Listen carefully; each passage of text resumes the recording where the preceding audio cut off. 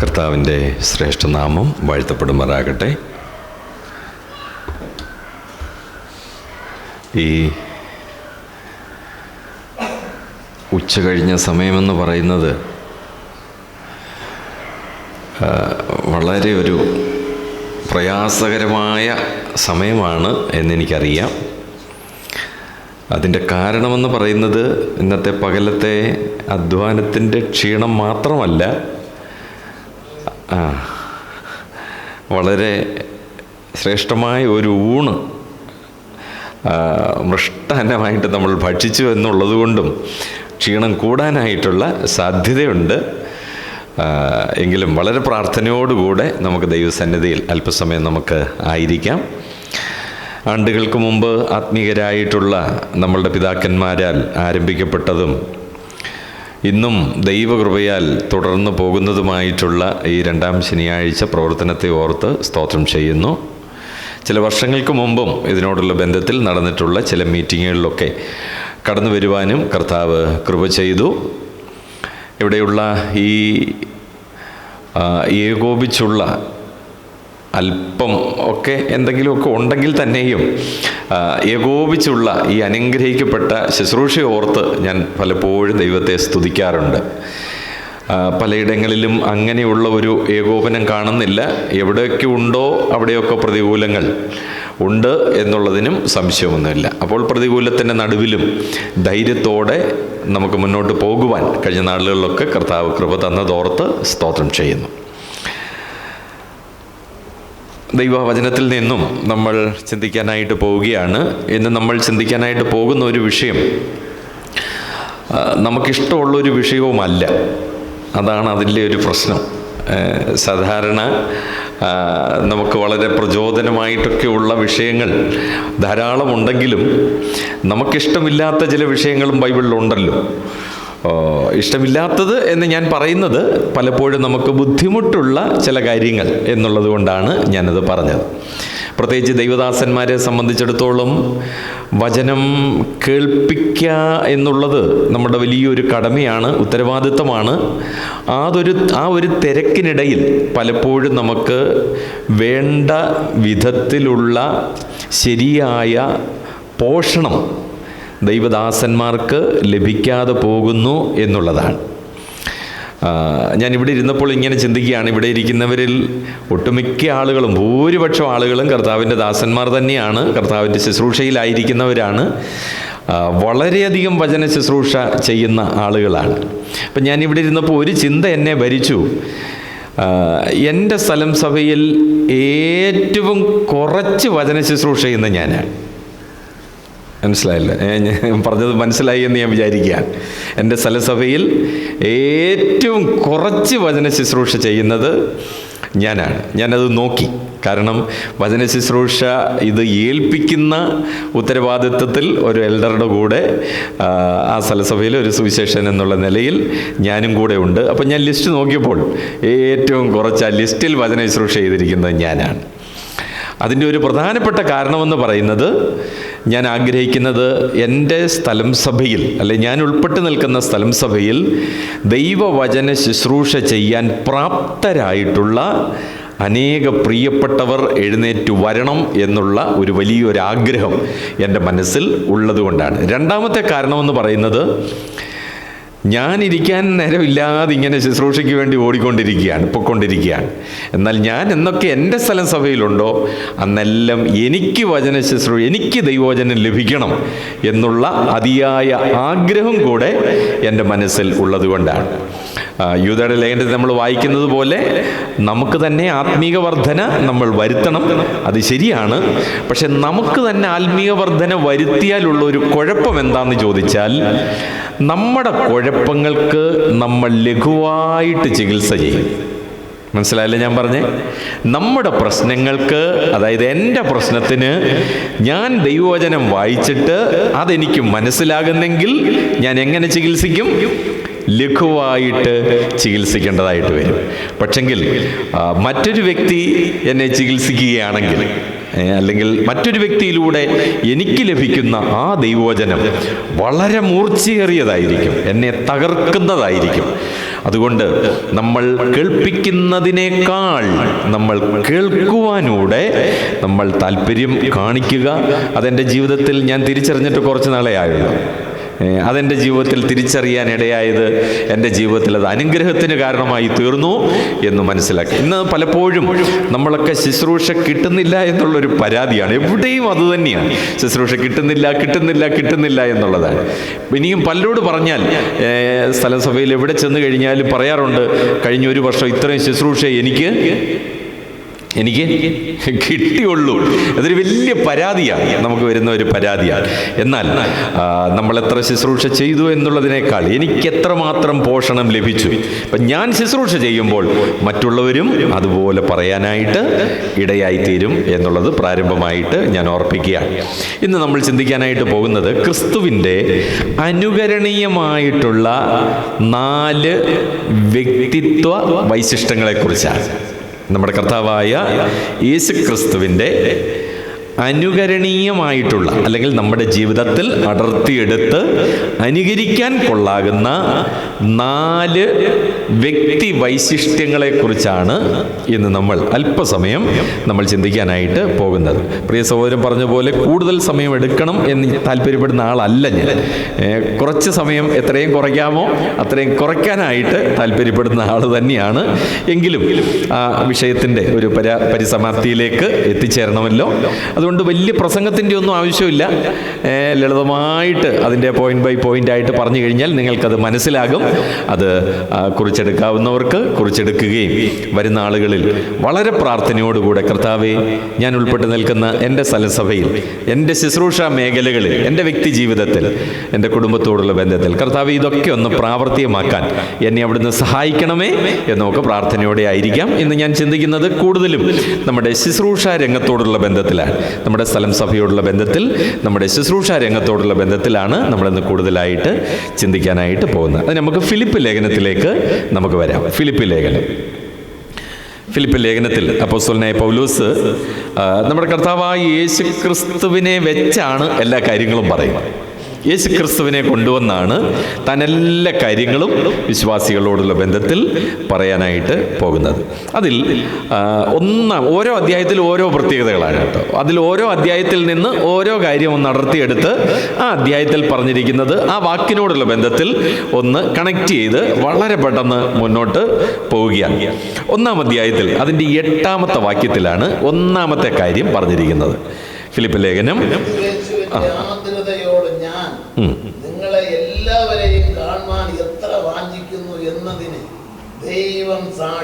ദൈവം സാക്ഷി. അവിടെ ഒരു സെന്റൻസ് ഒന്ന് അടിവരയിട്ടോളുക. ക്രിസ്തുയേശുവിൻ്റെ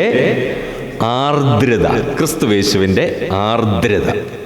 ഇതാണ് 1-ാമത്തെ നമ്മുടെ കർത്താവിൻ്റെ നല്ല ഒരു സ്വഭാവം. ക്രിസ്തുയേശുവിൻ്റെ ആർദ്രത. ഇനി പൗലോസ് പറയുകയായിരുന്നു, നിങ്ങൾക്ക് ആർദ്രത ഉണ്ടായിരിക്കണം എന്ന് പറഞ്ഞിരുന്നെങ്കിൽ അതിന് വലിയ വാല്യൂ ഒന്നും കാണത്തില്ലായിരുന്നു. പക്ഷെ പൗലോസ് പറയുകയാണ്, ക്രിസ്തു യേശുവിൻ്റെ ആർദ്രത നിങ്ങൾക്കുണ്ടായിരിക്കണം. ഇനിയും ഈ ആർദ്രത എന്ന് പറഞ്ഞാൽ എന്താണ് എന്നുള്ളതാണ്. ആർദ്രത ഞാനിങ്ങനെ ഒന്ന് പരിധി നോക്കി സെർച്ച് ചെയ്ത് നോക്കിയപ്പോൾ ബൈബിളിൽ മൊത്തത്തിൽ ഈ ആർദ്രതയ്ക്ക് ഉപയോഗിച്ചിരിക്കുന്ന ഒറിജിനൽ വാക്ക്, ആർദ്രതയ്ക്ക് പല മലയാളം വേർഡുകളുണ്ട്. 1-2 ഞാൻ പറയാം. ഒത്തിരി മലയാളം വേർഡുണ്ട്. പക്ഷേ അതിൻ്റെ ഒറിജിനൽ ഭാഷയിൽ നിന്ന് ഇംഗ്ലീഷിലേക്ക് വന്നു കഴിഞ്ഞാൽ ഇംഗ്ലീഷിൽ ഉപയോഗിച്ചിരിക്കുന്ന വാക്ക് ബവൽസ് എന്നൊരു വാക്കാണ്. ബവൽസ്, BOWELS, ബവൽസ്. സാധാരണ നമ്മൾ ഉപയോഗിക്കാത്ത ഒരു വാക്കാണ്, നമ്മൾ കേൾക്കാത്ത ഒരു വാക്കാണ് ബവൽസ്. ആ വാക്കൊക്കെ ഞാൻ ചിന്തിച്ചപ്പോൾ എനിക്ക് എന്തെന്നില്ലാത്ത ഒരു സ്നേഹം എൻ്റെ കർത്താവിനോട് തോന്നുകയാണ്. ഈ ആർദ്രത എന്ന് ചിന്തിച്ചപ്പോൾ, ഈ ആർദ്രത എന്ന് പറയുന്നത് ബവൽസ്, അതിന് 37 പ്രാവശ്യമേ ബൈബിളിൽ മൊത്തത്തിൽ ഈ ബവൽസ് ഉപയോഗിച്ചിട്ടുണ്ട്. 37 പ്രാവശ്യം ഉൽപ്പത്തി പുസ്തകം മുതൽ ഇങ്ങോട്ട് ഉപയോഗിച്ചിട്ടുണ്ട്. എല്ലാം ഒന്നും ആർദ്രതയല്ല. ആ ബവൽസ് എന്നുള്ള വാക്ക് എല്ലാം ഒന്നും ആർദ്രതയല്ല. ഈ ആർദ്രതയ്ക്ക് അതിന് നിങ്ങൾ ഡിക്ഷണറി നോക്കുകയാണെങ്കിൽ നിങ്ങളുടെ മൊബൈലിലൊക്കെ ഓളം ഉണ്ടല്ലോ, ഓളം ഡിക്ഷണറി, മലയാളം, ഇംഗ്ലീഷ് മലയാളം നിഘണ്ടുണ്ട്. അത് ഓളം എന്നൊക്കെ ഒരുപാട് നിഘണ്ടുകളുണ്ട്. അതിലൊക്കെ നിങ്ങൾ നോക്കിയാൽ ഈ ബബിൾസ് എന്ന വാക്കിന് കൊടുത്തിരിക്കുന്ന അർത്ഥം ശരീരാന്തർഭാഗം എന്നാണ്. ശരീര അന്തർഭാഗം എന്നാണ് അതിൻ്റെ അർത്ഥം. ഇനിയും ഈ ബബിൾസിന് ഇതേ വാക്ക് തന്നെ 2-ാം അധ്യായത്തിൻ്റെ 1-ാം വാക്യത്തിൽ കൊടുത്തിട്ടുണ്ട്. 2:1 2:1 ദേഹത്തിന്റെ വല്ല ആശ്വാസവും ഉണ്ടെങ്കിൽ, ആത്മാവിന്റെ വല്ല കൂട്ടായ്മയും ഉണ്ടെങ്കിൽ, വല്ല ആർദ്രതയും മനസ്സിലും. അവിടെ ആ ആർദ്രതയോട് ചേർത്ത് ലിങ്ക് ചെയ്തൊരു കാര്യം കൂടെ പറഞ്ഞിട്ടുണ്ട്. വല്ല ആർദ്രതയും മനസ്സലിവും. ഇത് രണ്ടും ഒന്നാണ്. ഇനി ആർദ്രതയ്ക്ക് ബൗൾസിന് മനസ്സലിവെന്ന് ട്രാൻസ്ലേറ്റ് ചെയ്തിട്ടുണ്ട്. പക്ഷേ 2-ാം അധ്യായം 1-ാം വാക്യത്തിലേക്ക് വരുമ്പോൾ വല്ല ആർദ്രതയും മനസ്സലിവും. നമ്മളൊക്കെ സാധാരണ പറയാറുണ്ടല്ലോ, എന്തോ പോസ്റ്റ് തൂണ്, ഇല്ലേ? പോസ്റ്റ് തൂണ് ഓടച്ചാല് അല്ലെങ്കിൽ ഗേറ്റ് വാതില്, ഇങ്ങനെയൊക്കെ പല കാര്യങ്ങൾ നമ്മൾ 2 തന്നെയാണ്. പക്ഷെ നമ്മൾ അങ്ങ് ഉപയോഗിക്കാറുണ്ട്.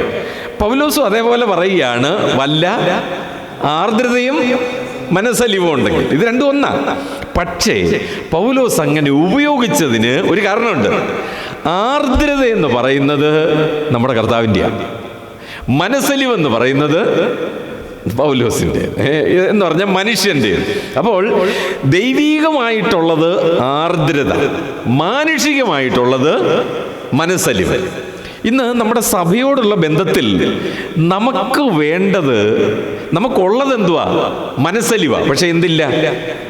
ആർദ്രതയില്ല. ഇത്രയേ ഉള്ളൂ പ്രശ്നം.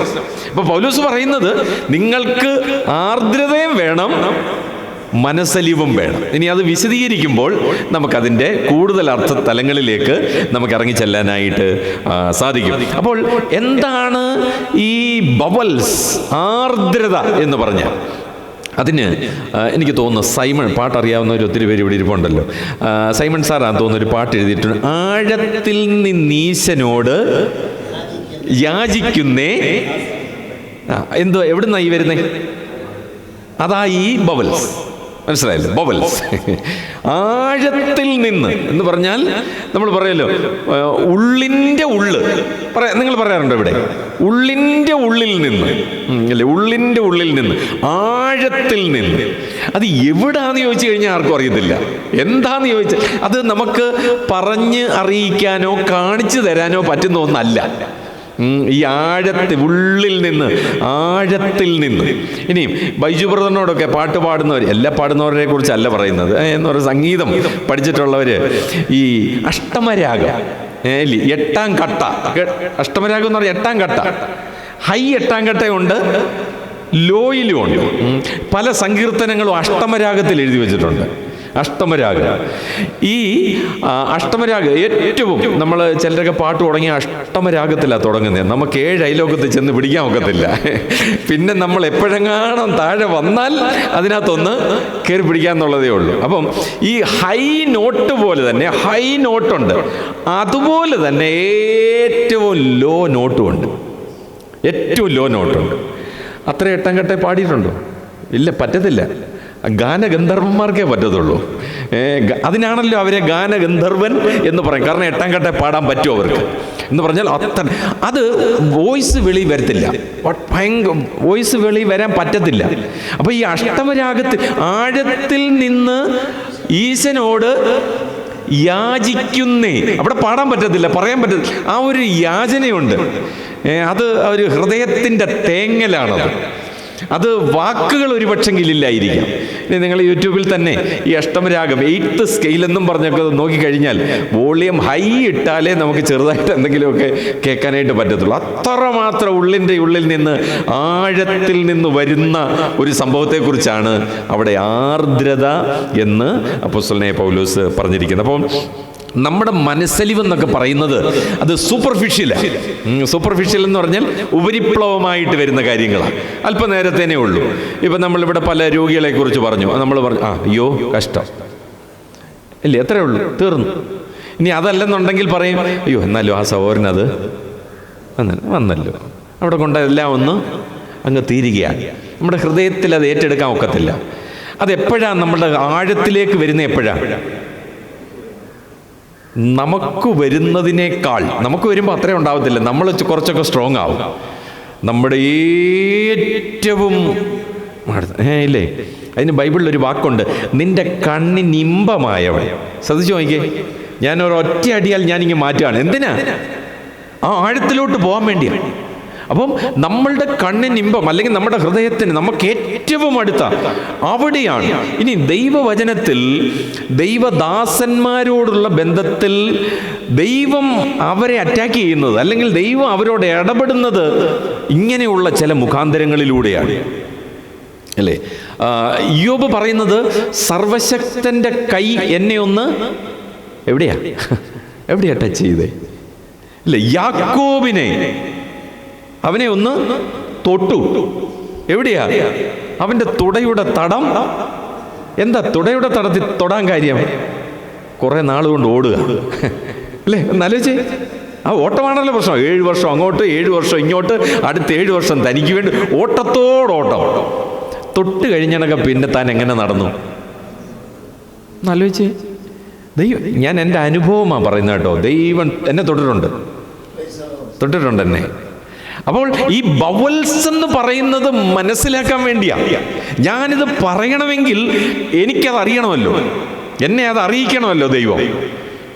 അപ്പോൾ യേശുക്രിസ്തുവിൻ്റെ ആർദ്രത നമുക്കുണ്ടാവണം. ഇനിയും ഇത് ആരോടെ ഉണ്ടാവത്തുള്ളൂ എന്നറിയാമോ? ഇത് ആരോടെ ഉണ്ടാവത്തുള്ളൂ? യേശുക്രിസ്തുവിൻ്റെ ആർദ്രത. യേശുക്രിസ്തുവിന് ആരോടെ ആർദ്രത?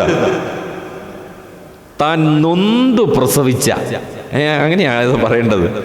അതേ വാക്ക് തന്നെ പൗലോസ് ഉപയോഗിച്ചിട്ടില്ലേ? പ്രസവവേദനപ്പെടുകയാണ് ഞാൻ, നിങ്ങളിൽ ക്രിസ്തു ഒന്ന് ഉരുവാകാൻ. ആലോചിച്ചേ, ആ പ്രസവവേദന, ഡെലിവറി പെയിൻ, ആ ബവൽസ് തൻ്റെ ഉള്ളിൽ നിന്ന്. അപ്പോൾ ദൈവസഭയോടുള്ള ബന്ധത്തിൽ നമ്മളുടെ ആ റിലേഷൻ, നമ്മുടെ ബന്ധം, ദൈവമക്കളുമായിട്ടുള്ള നമ്മളുടെ ബന്ധം എങ്ങനെ ആയിരിക്കണമെന്ന് പറയാൻ വേണ്ടി അപ്പോസ്തലനായ പൗലോസ് കൊണ്ടുവരുന്ന ഒന്നാമത്തെ വാക്കാണ് ക്രിസ്തുയേശുവിൻ്റെ ആർദ്രത. ക്രിസ്തുയേശുവിൻ്റെ ആർദ്രത. അപ്പോൾ ഇനിയും ഈ ആർദ്രതയൊക്കെ നമുക്ക് ഒരുപാട് കാര്യങ്ങൾ നമുക്ക് കാണാം. ഞാൻ മനസ്സിലാക്കുന്ന ഈ യേശുക്രിസ്തുവിൽ ഉണ്ടായിരുന്ന ആ ക്വാളിറ്റീസ് ഒക്കെ, ക്രിസ്റ്റോളജി ഒക്കെ ഇങ്ങനെ പഠിച്ചു വന്നിട്ട് ഈ പൗലോസിനെ കുറിച്ചൊന്ന് പഠിച്ചാൽ ഏതാണ്ട് ഒട്ടുമിക്കതും തൻ്റെ ജീവിതത്തിലുണ്ടായിരുന്നു. ഞാൻ അതൊക്കെ എപ്പോഴും അത് നമുക്കൊരു മോട്ടിവേഷനാണ്. എന്താ? ദൈവമേ, ഇത് അനുകരിക്കാൻ പറ്റിയതാണല്ലോ. ദൈവമേ, നിന്റെ ജീവിതത്തിൽ നിന്ന് എൻ്റെ ജീവിതത്തിലോട്ട് അടർത്തിയെടുക്കാൻ പറ്റുന്നതാണല്ലോ എന്ന് ചിന്തിക്കുമ്പോഴാണ് നമുക്ക് ദൈവവചനത്തോട് ഒരു പ്രേമം തോന്നുന്നത്, ദൈവവചനത്തോടൊരു ശ്രേഷ്ഠമായ ഒരു കാര്യം തോന്നുന്നു. അപ്പം ദൈവവചനത്തിൽ നമ്മൾ എത്രമാത്രം ആഴത്തിലേക്ക് പോകുന്നത് ഇതിനെ ആശ്രയിച്ചിരിക്കും. ഓക്കെ, ഇനി ഞാൻ അതിനെക്കുറിച്ച് കൂടുതലായിട്ട് വിശദീകരിക്കാതെ മുന്നോട്ട് പോവുകയാണ്. അപ്പോൾ ഇനി ഓരോന്നും ഇങ്ങനെ വിശദീകരിക്കാൻ നിന്ന് കഴിഞ്ഞാൽ ഒത്തിരി സമയം മുന്നോട്ട് പോകും. അപ്പോൾ ഒന്നാമത്തെ കാര്യമെന്ന് പറയുന്നത് ക്രിസ്തുയേശുവിൻ്റെ ആർദ്രത, ബബിൾസ് ഓഫ് ജീസസ്. ഇനി ഫിലേമോൻ്റെ ലേഖനം നിങ്ങൾ വായിക്കുകയാണെങ്കിൽ, ഫിലേമോൻ്റെ ലേഖനത്തിൽ 7, 12, 20 ഈ വാക്യങ്ങളിലെല്ലാം ഈ ബബിൾസ് എന്ന് പറയുന്ന വാക്ക് ആവർത്തിച്ചു വരുന്നുണ്ട്. നീ എൻ്റെ ഹൃദയത്തെ തണുപ്പിച്ചു, എൻ്റെ ശരീരാന്തർഭാഗത്തെ നീ തണുപ്പിച്ചു എന്ന് പറഞ്ഞാൽ എൻ്റെ അകക്കാമ്പ്, അല്ലേ? എങ്ങനെ പറയാം? അകക്കാമ്പ്, എൻ്റെ ഉള്ള്. ഒരുപക്ഷെ മനുഷ്യരൊക്കെ സൂപ്പർഫിഷ്യലായിട്ട് നമ്മളെ തണുപ്പിച്ചേക്കാം. എന്നാൽ അവിടെ പറയുന്ന ആ അകത്തെ മനുഷ്യനെ, ആ ശ്രേഷ്ഠമായിട്ടുള്ള ഒരു കാര്യം. അപ്പോൾ മനസ്സലിവെന്ന് പറഞ്ഞിട്ടുണ്ട്, മനസ്സെന്ന് പറഞ്ഞിട്ടുണ്ട്, ഹൃദയമെന്ന് പറഞ്ഞിട്ടുണ്ട്, ശരീരാന്തർഭാഗമെന്ന് പറഞ്ഞിട്ടുണ്ട്, അങ്ങനെ ഒത്തിരി വാക്കുകൾ ഉപയോഗിക്കുന്നുണ്ട്. എന്നാൽ പൗലോസ് ഇവിടെ പറയുകയാണ് ക്രിസ്തുയേശുവിൻ്റെ ആർദ്രതയോടെ, ക്രിസ്തുയേശുവിൻ്റെ ആർദ്രതയോടെ. ഈ 1-ാം അധ്യായത്തിൽ യേശുക്രിസ്തു ആരാണ് എന്നുള്ളതിന്, അതായത് എൻ്റെ ആരാണ്, യേശുക്രിസ്തു എൻ്റെ ആരാണ് എന്നുള്ളതിന് പൗലോസിന് നമുക്ക് വേണമെങ്കിൽ ഒരൊറ്റ വാക്കിൽ ഇങ്ങനെ പറയാം, Christ is my passion. Passion, അല്ലേ? ഫാഷൻ അല്ല, പാഷൻ, PASSION. പാഷൻ എന്ന് പറഞ്ഞാൽ അതിന് എൻ്റെ ഡിക്ഷണറി മീനിങ് ഇതാണ്: യേശുക്രിസ്തു എൻ്റെ അഭിനിവേശമാണ്. യേശുക്രിസ്തു എൻ്റെ അഭിനിവേശം. അതിന് എന്തെങ്കിലും ഇച്ചിരൂടെ ലളിതമായ വാക്കുകൾ ആർക്കെങ്കിലും കിട്ടുന്നുണ്ടോ? എൻ്റെ ആവേശം, അഭിനിവേശം, പാഷൻ.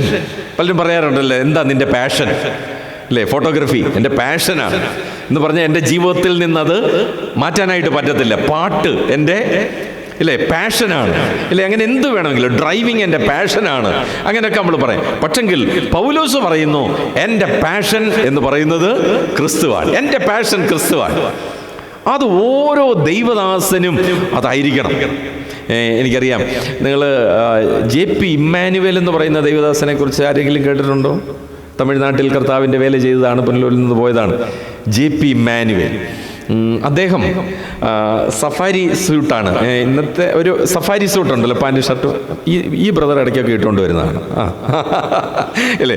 അദ്ദേഹം ഇതേപോലെ സ്ഥിരം സഫാരി സ്യൂട്ട് ഇങ്ങനെ ഇട്ടുണ്ട്. പക്ഷേ അദ്ദേഹം ഈ മാർക്കറ്റിൽ പോകണമെങ്കിലും അദ്ദേഹത്തിൻ്റെ കയ്യിൽ ജീസസ് ക്രൈസ്റ്റ് എന്നും പറഞ്ഞ ഒരു ക്ലിപ്പുണ്ട്, ഒരു ബോർഡ്, ജീസസ് ക്രൈസ്റ്റ്. അതിങ്ങനെ കുത്തിവെച്ചിട്ടേ പോകത്തുള്ളൂ. ഒന്ന് ആലോചിച്ച് നോക്കണം, എന്തോ ധൈര്യമാണ്. നമ്മളാണെങ്കിൽ കഴിവതും ബൈബിളൊക്കെ എത്രയും മറച്ചു വെച്ചുകൊണ്ട് പോകുമോ ഇല്ലേ? നമ്മളിപ്പോൾ അതെല്ലാം മാറി മാറി വരികയാണ്. അപ്പം ഞാൻ അദ്ദേഹത്തോട് ചോദിച്ചു, എന്താ സഹോദരാ ഇങ്ങനെ ഇത്? സങ്കീർത്തനത്തിലൊരു വാക്യമുണ്ട്, എൻ്റെ നാമത്തെ സ്നേഹിക്കുന്നവൻ അല്ലേ? ഒന്ന് ആലോചിച്ച് നോക്കിയ ദൈവത്തിൻ്റെ നാമത്തെ. പുതിയ നിയമത്തിലേക്ക് വരുമ്പോൾ എല്ലാം യേശു ക്രിസ്തുവിൻ്റെ നാമത്തിൽ, ആ നാമത്തിനൊരു വലിയ ധൈര്യമാണ് പ്രിയമുള്ളവരെ. യേശു ക്രിസ്തുവിൻ്റെ നാമം. കർത്താവ് പറഞ്ഞ്, എന്നെക്കുറിച്ച് ലജ്ജിക്കാത്തവൻ ഇല്ലേ? യേശു ക്രിസ്തുവിൻ്റെ നാമം, യേശു ക്രിസ്തുവിന്. ആ നാമം നമ്മൾ കേവലം എടുത്തവർ മാത്രമല്ല, ആ നാമം ധരിച്ചവരാണ് നമ്മൾ അല്ലേ? കർത്താവിൻ്റെ ദാസന്മാരുടെ പ്രത്യേകത, ആ യേശു ക്രിസ്തുവിനെ നമ്മൾ ധരിച്ചവരാണ്. അപ്പം നമ്മളുടെ ആ ഒരു പാഷൻ എന്ന് പറയുന്നത് ക്രൈസ്റ്റ് ആയിരിക്കണം, കർത്താവായിരിക്കണം നമ്മുടെ അഭിനിവേശം എന്ന് പറയുന്നത്. അപ്പോൾ ഇനിയും ആ ഒരു വാക്ക് വെച്ചുകൊണ്ട് തന്നെ നിങ്ങളൊന്ന് ഒന്നാം അധ്യായം ഒന്ന് പിന്നീടൊന്ന് വായിച്ചു നോക്കണം. യേശു ക്രിസ്തു എൻ്റെ പാഷനാണ്, യേശു ക്രിസ്തു എൻ്റെ അഭിനിവേശമാണ്. നമുക്കറിയാം, തിരുവട്ടാർ കൃഷ്ണൻകുട്ടിച്ചാനൊക്കെ ഈ 1-ാം അധ്യായത്തിലെ ചില വാക്യങ്ങളൊക്കെ എടുത്ത് പറയുന്ന അതൊക്കെ ഞാൻ എപ്പോഴും എൻ്റെ മനസ്സിൽ ചങ്കത്തൊക്കെ ഞാൻ വിചാരിച്ചു, ദൈവമേ ഈ ചങ്ക് ഇങ്ങനെ ഇടിച്ചാൽ പറഞ്ഞു പോകത്തില്ല എന്നോടെ ഞാൻ ചിന്തിച്ചിട്ടുണ്ട്. കാരണം അദ്ദേഹത്തിൻ്റെ പാഷൻ, എനിക്ക് ജീവിച്ചാൽ ക്രിസ്തു അല്ലേ? എനിക്ക് ജീവിക്കുന്നത് ക്രിസ്തു, മരിക്കുന്നത് ലാഭം. ഒരിക്കൽ ഞങ്ങളുടെ വീടിനടുത്ത് കുന്നിക്കോട് എന്ന് പറയുന്ന സ്ഥലത്ത്, പല സഹോദരന്മാർക്കും അറിയാം, ഫിലേമോൻചാനെ അറിയാമല്ലോ, അറിയാത്ത ആരും അല്ലോ. ഫിലേമോൻചാൻ്റെ ആ ഒരു സ്ഥലം കുന്നിക്കോട്. അന്ന് അവിടെ ഈ തൃശ്ശൂരിൽ നിന്ന് ഒരു അങ്ങേ അറ്റത്തു നിന്ന് ഇങ്ങേ അറ്റം വരെ ഒരു സുവിശേഷ പ്രചരണം നടക്കുകയാണ്, ഈ ലോക്കൽ ചർച്ച് ടീമുകാർ ആയിട്ട്. അന്ന് കുന്നിക്കോട് എന്ന് പറയുന്നത് മുസ്ലിംസിൻ്റെ ഒരു ഏരിയയാണ്. അവിടെ അദ്ദേഹം പ്രസംഗിക്കാനായിട്ട് തുടങ്ങി. സുവിശേഷ വിരോധികളായിട്ടുള്ള ആളുകൾ ഭയങ്കരമായിട്ട് പ്രശ്നമുണ്ടാക്കി, അവിടെ പ്രസംഗിക്കാൻ സമ്മതിക്കുന്നില്ല. ചുരുക്കം പറഞ്ഞു കഴിഞ്ഞാൽ ഞങ്ങളൊരു 7-8 പേര് ഈ കൃഷ്ണൻകുട്ടിച്ചാനെ അവിടുന്ന് രക്ഷപ്പെടുത്തി ഒരു 10 കിലോമീറ്റർ ഇപ്പുറം കൊണ്ടുവന്നു. അന്നേരം ഞങ്ങൾക്കൊരു ശ്വാസം വേണേ. തിരുവട്ടാർ കൃഷ്ണൻകുട്ടിച്ചാൻ തിരിഞ്ഞ്, നിങ്ങളെന്തോ പണിയാ കാണിച്ചേ? ഞാൻ വിചാരിച്ചടാ, ഇദ്ദേഹത്തെ രക്ഷിക്കാൻ പോയ പണ്ടത്തെ കാര്യമായിട്ട് കുറേ വർഷങ്ങളായി. നിങ്ങളെന്തോ പണിയാ കാണിച്ചേ? എൻ്റെ ക്രിസ്തുവിന് വേണ്ടി കഴുത്ത് കൊടുക്കാൻ വേണ്ടി ഇറങ്ങി തിരിച്ചവനാ ഞാൻ. നിങ്ങളെന്നെ രക്ഷിക്കേണ്ട ആവശ്യമില്ലെന്ന്. ഒന്ന് ആലോചിച്ച് നോക്കിയേ. നമ്മളാന്നേ എന്തോ പറഞ്ഞേനെ, കാലേ വീണ് കിടന്ന് സ്തോത്രം പറഞ്ഞേനല്ലേ? സ്തോത്രം, എന്നെ രക്ഷിച്ചല്ലോ, താങ്ക് യു ബ്രദറെ. അന്നേരം ആ ഒരു ബുദ്ധിയെങ്കിലും തോന്നിയല്ലോ. പക്ഷെ ഞാൻ ആ ദൈവദാസൻ്റെ ആ പാഷൻ അവിടെയാണ് ഇല്ലേ? പാഷൻ. യേശു ക്രിസ്തുവിന് വേണ്ടി ജീവിക്കുക മാത്രമല്ല, ആ ക്രിസ്തുവിന് വേണ്ടി മരിക്കാനൂടെ തയ്യാറാകുന്നതാണ് ആ പാഷൻ എന്ന് പറയുന്നത്. അപ്പം Jesus Christ is my passion. യേശു ക്രിസ്തു എൻ്റെ പാഷനാണ്. എൻ്റെ പ്രിയമുള്ളവരെ, അങ്ങനെ നമ്മളങ്ങോട്ട് മുന്നോട്ട് പോകുമ്പോൾ ഉണ്ടല്ലോ, പൗലോസ് പറഞ്ഞ പല വാക്കുകളും വാചകങ്ങളും നമുക്ക് ഭയങ്കര അത്ഭുതമാണ്. ഈ ലോകത്തിലെ കഷ്ടങ്ങൾ സാരമില്ല എന്ന് ഞാൻ എണ്ണുന്നു. അല്പനേരത്തേക്കുള്ള ലഘുവായ നൊടി നേരത്തേക്കുള്ള ആ വാക്കുകളൊക്കെ അവിടെയാണ് നമുക്ക് കൂടുതൽ മനോഹാരിത കാണാനായിട്ട് സാധിക്കുന്നത്. അപ്പോൾ ഈ 1-ാം അധ്യായത്തിൽ പൗലോസ് പറയുകയാണ്, യേശുക്രിസ്തുവിന് വേണ്ടി, യേശുക്രിസ്തു എൻ്റെ പാഷനാണ്, ആ യേശുക്രിസ്തുവാണ് എൻ്റെ ജീവിതത്തിൽ എൻ്റെ എല്ലാം ആ ക്രിസ്തുവിനെയാണ് ഞാൻ ധരിച്ചിരിക്കുന്നത് എന്ന് പൗലോസ് പറയുകയാണ്. ഇനിയും നമുക്ക് ചില പ്രത്യേകതകൾ എന്താണ് ഈ യേശുക്രിസ്തുവിൻ്റെ ആർദ്രത എന്ന് പറഞ്ഞാൽ എങ്ങനെയാണ് നമ്മുടെ സ്ഥലസഭയോടുള്ള ബന്ധത്തിൽ, നമ്മുടെ വിശ്വാസികളോടുള്ള ബന്ധത്തിൽ, കൂട്ടു സഹോദരനോടുള്ള ബന്ധത്തിൽ, എൽഡേഴ്സിനോടുള്ള ബന്ധത്തിൽ ഒക്കെ എങ്ങനെയാണ് എന്നുള്ളത് ഞാൻ ഓരോ വാക്ക് സഹിതം ഒരു പ്രസംഗ മോഡലിലൊക്കെ പോകണമെന്ന് ആഗ്രഹമുണ്ട്. പക്ഷെ നടക്കുന്നില്ല. പോയിന്റ് ബൈ പോയിന്റ് ആയിട്ട് പറഞ്ഞ് ഞാനങ്ങ് മുന്നോട്ട് പോകാം. അതിൻ്റെ 1-ാം അധ്യായത്തിൻ്റെ 1 മുതൽ 6 വരെയുള്ള വാക്യങ്ങളിൽ അപ്പോസ്തലനായ പൗലോസ് ഒരു പ്രത്യേക കാര്യം പറയുകയാണ്. 1 മുതൽ 6 വരെയുള്ള വാക്യങ്ങളിൽ എല്ലാ വാക്യങ്ങളും വായിക്കണ്ടാകില്ല. കാരണം അത് വായിക്കാൻ നിന്ന് കഴിഞ്ഞാൽ നമുക്ക് ഒത്തിരി സമയം അങ്ങ് പോകും. ഇത്രയേ ഉള്ളൂ. പൗലോസ് പറയുന്നത്, നിങ്ങളെ ഞാൻ എൻ്റെ മനസ്സിൽ കൊണ്ടു നടക്കുകയാണ്, എൻ്റെ ഉള്ളിൽ ഞാൻ കൊണ്ടു കിടക്കുകയാണ്.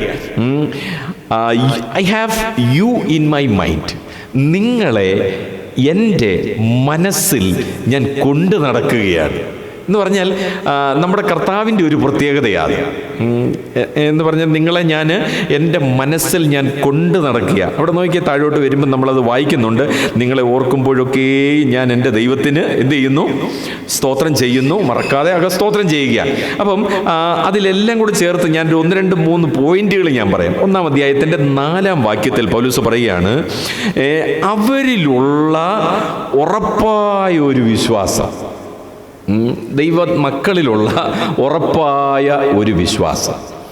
ഇപ്പം കർത്താവിനെ കുറിച്ച് നമ്മൾ ചിന്തിച്ചു കഴിഞ്ഞാൽ കർത്താവിൻ്റെ ഒരു പ്രത്യേകതയാണ്, നമ്മളെ കർത്താവ് എങ്ങനെ വിശ്വസിക്കുന്നേ?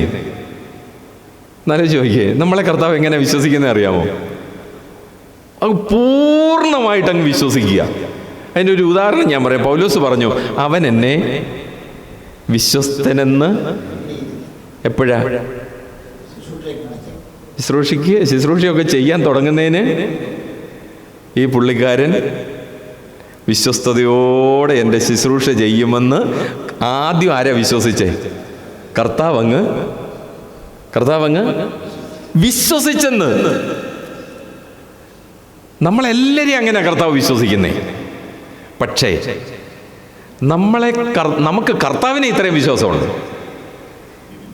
തിരിച്ചേ ഒന്നാലോചിച്ചേ, അവൻ എന്നെ വിശ്വസ്തനെന്ന് എണ്ണി, he counted me as faithful. നമ്മൾ നീ ആള് ശരി, എന്നാലും ഞാൻ വിശ്വസ്തനെന്നങ്ങ് എണ്ണി, ട്രഷറർ ജോലി അങ്ങ്, സെക്രട്ടറി സ്ഥാനം അങ്ങ്, പ്രസിഡന്റ് സ്ഥാനം അങ്ങ്, ഇല്ലേ? ഇങ്ങനെ. പക്ഷേ കർത്താവ് അങ്ങനെ, കർത്താവ് നമ്മളെ വിശ്വസ്തനെന്ന് പൂർണ്ണമായിട്ട് അങ്ങ് വിശ്വസിക്കുകയായിരുന്നു. പക്ഷേ നമുക്ക് നമ്മുടെ സഭയിലെ വിശ്വാസികളെ എങ്ങനെയാ നമുക്ക് വിശ്വസിക്കാൻ പറ്റുന്നേ? നമ്മൾ തന്നെ മനസ്സിൽ പറയും, ഒരെണ്ണത്തിനെ ഇല്ലേ? ഇനി അതല്ല, സുവിശേഷന്മാരെല്ലാം കൂടെ കൂടാതെ വന്ന എല്ലാവരും ഒന്നും നമുക്ക് പറ്റത്തില്ല. നമുക്ക് ഇത് എപ്പോഴേ പറ്റത്തുള്ളൂ എന്നറിയാമോ? ഈ ആർദ്രത ഉണ്ടെങ്കിലേ നമുക്ക് നടക്കത്തുള്ളൂ. ഈ ആർദ്രത ഉണ്ടെങ്കിൽ. ഇനിയും അപ്പം കൗണ്ടറായിട്ട് ചോദ്യം വരും, ഈ വന്ന കാലത്ത് അങ്ങനൊന്നും അങ്ങനെ വിശ്വസിച്ചാൽ എന്താ കുഴപ്പം? നമ്മൾ വഞ്ചിക്കപ്പെടും, ഇല്ലേ? നമ്മൾ വഞ്ചിക്കപ്പെടും. ഒരു ചോദ്യം ഞാൻ ചോദിക്കാം. കർത്താവ് ഈ ഭൂമിയിലായിരുന്നപ്പോൾ 3.5 വർഷം താൻ്റെ ഒരു നല്ല ഒരു പ്രവർത്തന ക്യാപ്റ്റൻ, നല്ലൊരു പ്രവർത്തന ലീഡറായിരുന്നു. കർത്താവിന് ഏറ്റവും ഒടുവിലാണെന്നോ മനസ്സിലായി യൂദ എന്നെ ചതിച്ചെന്ന്? ആരെങ്കിലും പറഞ്ഞു കേട്ടിട്ടുണ്ടോ ഇന്ന് വരെ? എന്നാലും കർത്താവ് ആ ട്രഷറർ സ്ഥാനം പുള്ളിക്ക് കൊടുത്തോട്ട് എന്തു പറ്റി? വഞ്ചിക്കപ്പെട്ടില്ലേ? ചതിക്കപ്പെട്ടില്ലേ? കർത്താവ് ഇത്രയും അറിഞ്ഞു കണ്ട് ചെയ്യുന്ന ഒരാളല്ലേ? നമ്മൾ പലപ്പോഴും ചിന്തിച്ചിട്ടില്ലേ? നമ്മൾ പലപ്പോഴും പെർഫെക്റ്റ് ആകാൻ നോക്കുമ്പോൾ, മനസ്സിലായില്ലേ ഞാൻ പറഞ്ഞത്? പെർഫെക്റ്റ് ആക്കാൻ നോക്കുമ്പോൾ, ആവാൻ നോക്കുമ്പോൾ നമുക്ക് സംഭവിക്കുന്ന എന്താണെന്നറിയാമോ? ക്രിസ്തുവിൻ്റെ സ്വഭാവം എന്നിലും നിങ്ങളിൽ നിന്ന് നഷ്ടപ്പെടുകയാണ്. ഇത് ഭയങ്കര ഒരു തിരിച്ചറിവാണല്ലോ. യേശു ക്രിസ്തുവിൻ്റെ ആർദ്രതയോടെ. ഇനിയും അപ്പോസ്തലനെ പൗലോസിൻ്റെ കൂടെ ആളുകളെല്ലാം നടപ്പുണ്ട്, ഒത്തിരി പേര്. ഇനി ആദ്യകാലങ്ങളിലെ പൗലോസിൻ്റെ ശുശ്രൂഷകളൊക്കെ മനസ്സിലായി കഴിഞ്ഞാൽ വേണ്ട, പത്രോസ്, പൗലോസ്, അപ്പോസ്തലന്മാർ ആരെ വേണേലും എടുത്തോ, രാവിലെ അച്ചായനും കൊച്ചമ്മയും കൂടെ കയറി വരിക, ഇത്രേ ഉള്ളോ വിറ്റത്? ആർക്കറിയായിരുന്ന കാര്യം? അറിയായിരുന്നല്ലോ. പിന്നീട് ഇങ്ങോട്ട് വന്ന് ഒന്നും സംഭവിച്ചിട്ടില്ലല്ലോ. എന്താ കാര്യം? അറിയാം, അവർക്കറിയാം. ഞാൻ മനസ്സിലാക്കുന്നത് അവരിൽ ക്രിസ്തുവിൻ്റെ ആ ആർദ്രത അങ്ങോട്ട് വ്യാപരിച്ചെന്നാണ് ഞാൻ മനസ്സിലാക്കുന്നത്. അതിൻ്റെ വലിയൊരു ലിസ്റ്റ് തന്നെ തിമോത്തിയോസിൻ്റെ ഒക്കെ ലേഖനത്തിൽ നമുക്ക് ദേമാസ് ഈ ലോകത്തെ സ്നേഹിച്ച് എന്നെ വിട്ട് പോയി. എത്രയോ പേര്. ആ ചെമ്പുപണിക്കാരനായ അലക്സാണ്ടർ എനിക്ക് വളരെ ഈ അപ്പോസ്തലന് ഇതൊക്കെ നേരത്തെ അറിയാമെങ്കിൽ, അപ്പോസ്തലനല്ലേ, ആത്മാക്കളെ കുറിച്ചുള്ള വിവേചനമില്ലേ, എന്ത് ചെയ്താൽ മതിയായിരുന്നു? ഇങ്ങോട്ട് വന്ന സമയത്തെ മോനെ നിന്റെ പണി നോക്കി. ഇനി ആത്മാക്കളുടെ വിവേചനമുള്ള ആളുകളായിരുന്നു ബ്രദറിന്, ആത്മാക്കളുടെ ജോലി സഹോദരൻ ആത്മാക്കളുടെ വിവേചനം കൊണ്ടെന്ന് വെച്ചോ, 7 അയിലൊക്കെ തടിപ്പിക്കുമോ നമ്മളെയൊക്കെ? ഏതും പോരാത്ത പെരിയകാവിലെ അടുപ്പിക്കും, നമ്മളെ അടുപ്പിക്കുമോ? ഇനി ചിന്തിച്ചു നോക്ക്, നമ്മൾ ഓരോ സ്ഥലസഭയിലെ ശുശ്രൂഷകന്മാരാ, സുവിശേഷകന്മാരാ, നമുക്ക് ഈ ആത്മാക്കളെ കുറിച്ചുള്ള വിവേചനം അങ്ങ് തന്നെന്ന് വെച്ചോ, അടുത്ത ആഴ്ച അപ്പം മുറിക്കാൻ സൗരം മാത്രമേ കാണൂ, ഒറ്റ ഒരെണ്ണം കാണത്തില്ല. എല്ലാത്തിനും എന്ത് ചെയ്തേനെ അടിച്ച് എന്നെ ഒറ്റിക്കൊടുക്കുന്ന, എന്നെ തള്ളിപ്പറയുന്ന, എന്നെ അവിശ്വസിക്കുന്ന അവരെല്ലാം ഞാൻ എൻ്റെ കൂടെ കൊണ്ട് നടക്കാൻ ഉള്ള ഒരു ആർദ്രതയുണ്ടല്ലോ, ആർദ്രത. ഇനി ആ യൂദയെക്കുറിച്ചൊക്കെ അവൻ അവസാനത്തോളം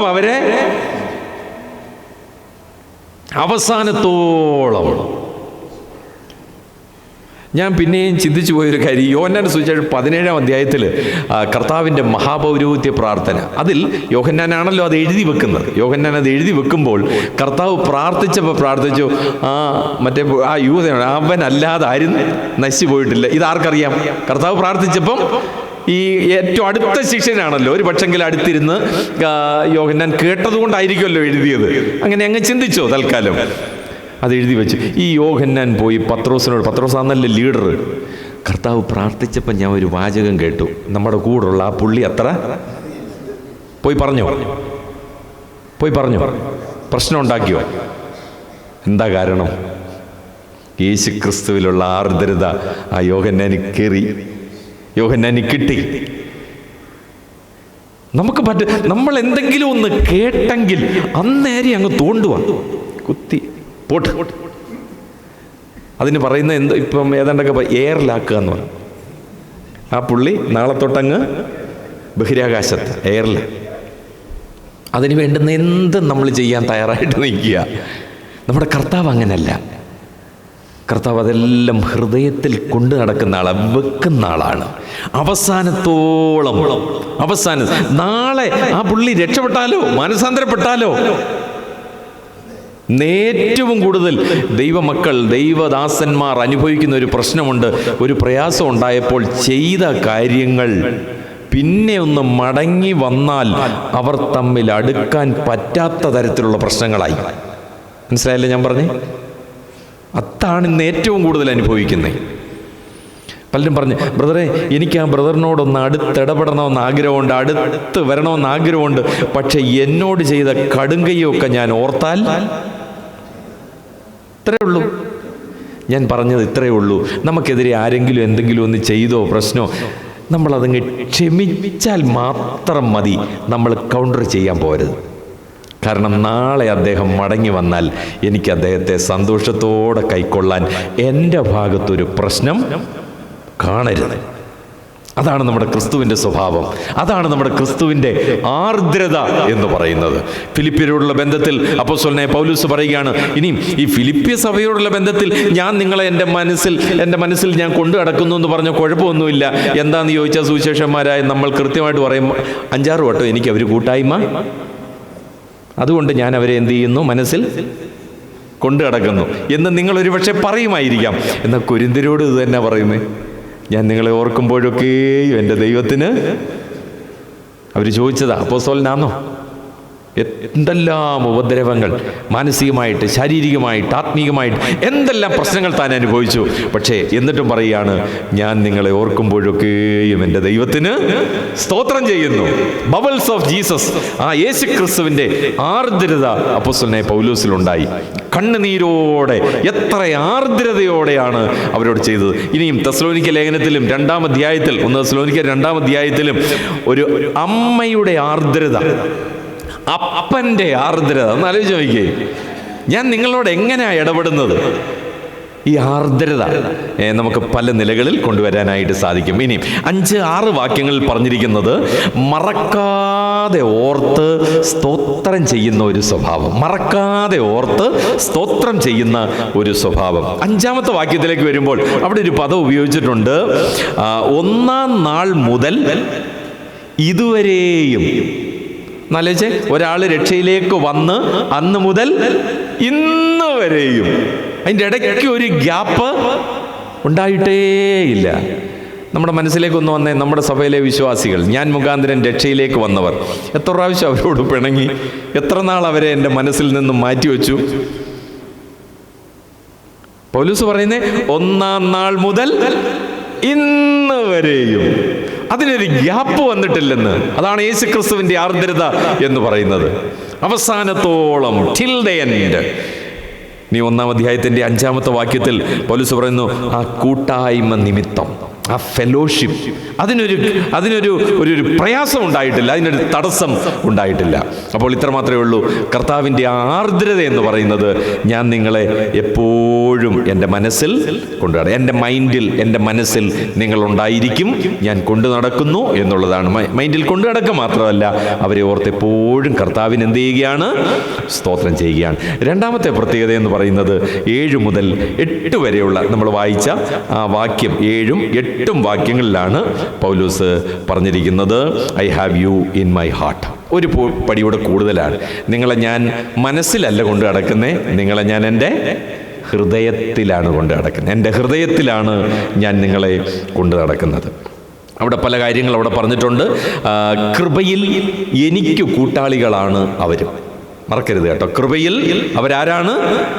കൂട്ടാളികളാണ്. പൗലോസിൻ്റെ ഒരു വാക്കാണ് കൂട്ടാളി എന്നുള്ള ഒരു വാക്ക്. ആ ഓരോ വാക്കുകളും വളരെ വിലപ്പെട്ട വാക്കുകളാണ്. ഒത്തിരി ഞാൻ വിവരിക്കുന്നില്ല. 7-ാം വാക്യത്തിൽ പറയുകയാണ്, ഞാൻ നിങ്ങളെ എൻ്റെ ഹൃദയത്തിൽ വഹിച്ചിരിക്കുന്നു എന്നാണ് പറയുന്നത്. വഹിക്കുക കർത്താവിൻ്റെ ഒരു സ്വഭാവമാണ്. കഴുകൻ തൻ്റെ കുഞ്ഞുങ്ങളെ വഹിക്കുന്നത് പോലെ ഞാൻ നിങ്ങളെ വഹിച്ചു, ഇല്ലേ? നമ്മളെ അങ്ങനെ വഹിക്കുക എന്ന് പറഞ്ഞാൽ നമ്മളെ കൊണ്ട് നടക്കുകയാണ്. അതാണ് നമ്മുടെ കർത്താവിൻ്റെ സ്വഭാവം. അത് വിശ്വാസികളോടുള്ള ബന്ധത്തിൽ, നമ്മുടെ കൂട്ടു സഹോദരങ്ങളോടുള്ള ബന്ധത്തിൽ നമുക്കതുണ്ടായിരിക്കണം. വഹിക്കുക എന്ന് പറഞ്ഞാൽ നമ്മൾക്ക് എന്ത് പ്രയാസം ഉണ്ടായിക്കൊള്ളട്ടെ, ദുഃഖങ്ങൾ ഇതെല്ലാം വന്നോട്ടെ, പക്ഷെങ്കിൽ അവരെ നമ്മൾ വഹിക്കണം, നമ്മുടെ ഹൃദയത്തിൽ അവരെ കൊണ്ട് നടക്കണം. ഇനിയും 7-ാം വാക്യത്തിൽ പറയുന്നത്, ഞാൻ നിങ്ങൾക്ക് വേണ്ടി നിങ്ങളെക്കുറിച്ച് ഞാൻ വിചാരിക്കുന്നു. അവിടെ ഒരു വാക്കുണ്ട് 7-ാമത്തെ വാക്യത്തിലല്ലേ, നിങ്ങളെ എല്ലാവരെയും കുറിച്ച് വിചാരിക്കുന്നത് എനിക്ക് ന്യായമല്ലോ. വിചാരിക്കുക, ഇതേ പൗലോസ് തന്നെയല്ലേ പറഞ്ഞിരിക്കുന്നത്, ഒന്നിനെക്കുറിച്ചും വിചാരപ്പെടരുത്. അപ്പം വിചാരപ്പെടരുതെന്ന് പറഞ്ഞ പൗലോസ് പറയുകയാണ്, ഞാൻ എന്ത് ചെയ്യുന്നു? വിചാരിക്കുന്നു. അതെന്താ അതിൻ്റെ പ്രത്യേകത? ആ വിചാരവും ഈ വിചാരവും തമ്മിൽ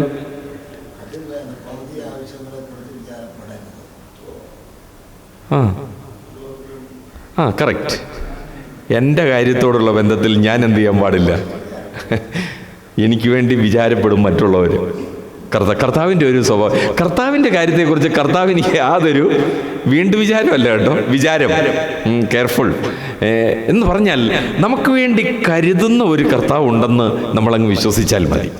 മറ്റേ അടുത്ത വിഷയം വരുമ്പോൾ ഞാനത് കൂടുതലായിട്ട് പറഞ്ഞുകൊള്ളാം. 9, 10, 11 വാക്യങ്ങളിൽ 3-ാമത്തെ പ്രത്യേകത പൗലോസ് അവിടെ വിശദീകരിക്കുന്നുണ്ട്. I have you in my prayers. എൻ്റെ പ്രാർത്ഥനയിൽ നിങ്ങളെല്ലാവരും എപ്പോഴും ഉണ്ട്. നമുക്കെന്തെങ്കിലും ഒരു ദോഷം ചെയ്ത ആളെ നമ്മൾ അന്നത്തെ ദിവസം പ്രാർത്ഥനയിൽ ഓർക്കുമോ? നമുക്ക് അപ്പം നമ്മൾ പ്രാർത്ഥിക്കാൻ ഒക്കത്തില്ല, പ്രാർത്ഥിക്കാതിരിക്കുന്ന നല്ലത്, അത് വേറെ കാര്യം. പക്ഷേ അങ്ങനെ പ്രാർത്ഥിക്കാതിരിക്കത്തക്ക നിലയിൽ ഒന്നും ഞാൻ എൻ്റെ ഹൃദയത്തിൽ സ്വരുക്കൂട്ടരുത്. അത്രേ ഉള്ളൂ. ഞാൻ ആ വ്യക്തിക്ക് വേണ്ടി പ്രാർത്ഥിക്കാനുള്ള ഒരു നല്ല മനസ്സ്, അത് തന്നെ പൗലോസ്, ഞാൻ കഴിയുമെങ്കിൽ എല്ലാവരോടും നല്ല മനസാക്ഷിയോടെ ഇരിപ്പാൻ ഞാൻ ശ്രമിക്കുകയാണ്. അതുകൊണ്ട് പൗലോസ് പറയാണ്, ഞാൻ നിങ്ങളെ എപ്പോഴും ഞാൻ നിങ്ങൾക്ക് വേണ്ടി പ്രാർത്ഥിക്കുകയാണ്, പ്രാർത്ഥനയിൽ നിങ്ങളെല്ലാവരും എൻ്റെ മനസ്സിലുണ്ട്. അതിരിക്കട്ടെ, നമ്മുടെ സഭയിലെ എല്ലാവരുടെയും പേര് നമുക്കറിയാമോ? അതുകൊണ്ടറിയാം. അതൊക്കെ പോട്ടെ, കുറച്ച് ആളുകളേ ഉള്ളൂ നമ്മുടെ സഭ. അല്ലെങ്കിൽ എൻ്റെ സഭയെന്ന് പറയുന്നത് മോർ ദാൻ 80 കുടുംബത്തിൽ പുറത്തുണ്ട് എൻ്റെ സഭയെന്ന് പറയുന്നത്. അപ്പം എല്ലാവരുടെയും പേരുകൾ, ഭാര്യ, മക്കൾ, അവരുടെ സ്ഥലം, ഇതെല്ലാം നമ്മൾ എന്ത് ചെയ്യണം? നമ്മുടെ ഓർമ്മയിൽ ഇരിക്കണം എന്ന് പറഞ്ഞ് നമ്മളൊരു ഡയറിയിൽ എടുത്ത് വെച്ച് കാണാതെ പഠിക്കുന്നതാണോ? കാണാതെ പഠിച്ചാൽ അങ്ങനെ ഇരിക്കത്തൊന്നുമില്ല.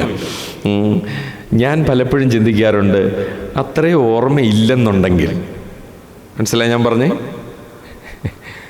നമ്മുടെ സഭയിലെ കുടുംബങ്ങൾ, വ്യക്തികൾ, അവരെ ഒന്നും എനിക്ക് കൊണ്ടു നടക്കാൻ പറ്റത്തില്ലെങ്കിൽ, എൻ്റെ മനസ്സിലും എൻ്റെ ഹൃദയത്തിലും എൻ്റെ പ്രാർത്ഥനയിലും കൊണ്ടു നടക്കാൻ പറ്റത്തില്ലെന്നുണ്ടെങ്കിൽ ബാക്കി എന്തുവാ?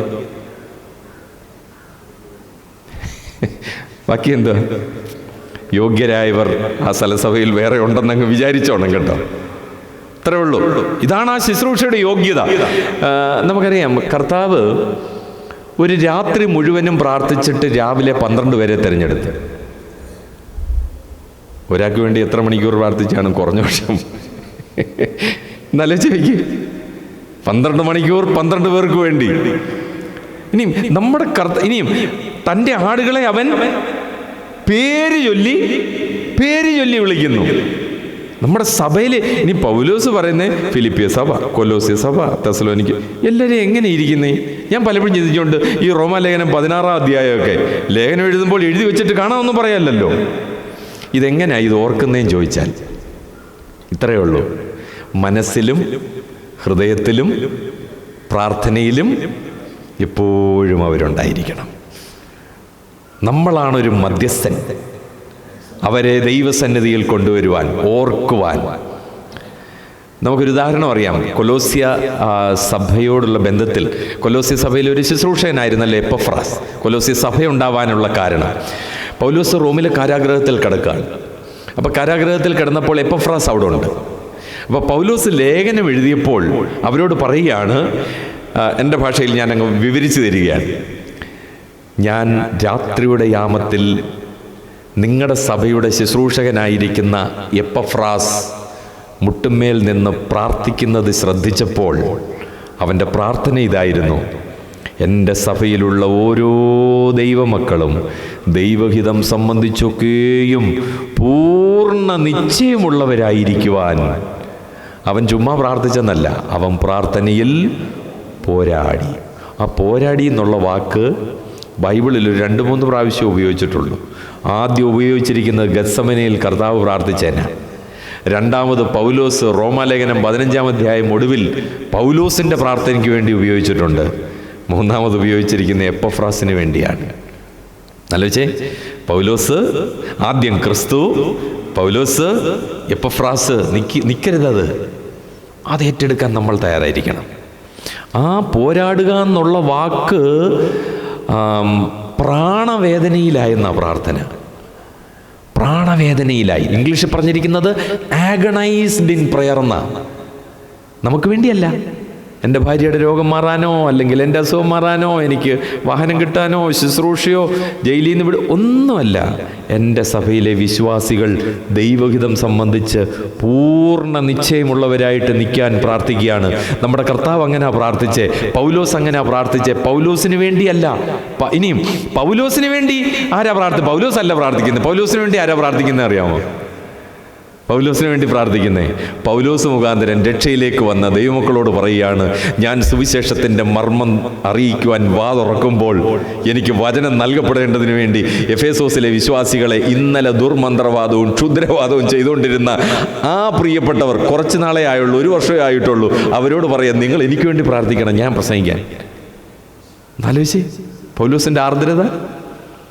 അപ്പോൾ നമ്മൾ എത്രയും, യോബിനെ കുറിച്ച് നമുക്കറിയാം, അവൻ മറ്റുള്ളവർക്ക് വേണ്ടി പ്രാർത്ഥിച്ചപ്പോൾ തൻ്റെ സ്ഥിതിക്ക് മാറ്റം വന്നു, ഭേദം വന്നു എന്നാണ് വായിക്കുന്നത്. അപ്പോൾ ഇത് നമ്മുടെ ജീവിതത്തിൽ നമ്മളൊന്ന് ഓർത്തിരിക്കുക പ്രിയമുള്ളവരെ. അപ്പോൾ ഈ 3 കാര്യങ്ങൾ മാത്രമല്ല, ഇനി ഒത്തിരി കാര്യങ്ങളുണ്ട്. നിങ്ങൾ പിന്നീട് ഈ 1-ാം അധ്യായം വായിച്ച് നോക്കിയിട്ട് ഒന്ന് പറയുക. ആർദ്രത വരുമ്പോൾ 14-ാമത്തെ വാക്യത്തിൽ നമ്മൾ വായിക്കുന്നുണ്ട്. 1-ാം അധ്യായത്തിൻ്റെ 14-ാമത്തെ വാക്യത്തിൽ ദൈവത്തിൻ്റെ വചനം ധൈര്യത്തോടെ, അതായത് ഭയം കൂടാതെ പറയാൻ സാധിക്കുന്നത് ഈ ആർദ്രതയുള്ളപ്പോഴാണ്. ദൈവത്തിൻ്റെ ആർദ്രതയില്ലെങ്കിൽ ഈ ഭയം കൂടാതെ ദൈവത്തിൻ്റെ വചനം പറയാനായിട്ട് സാധിക്കത്തില്ല.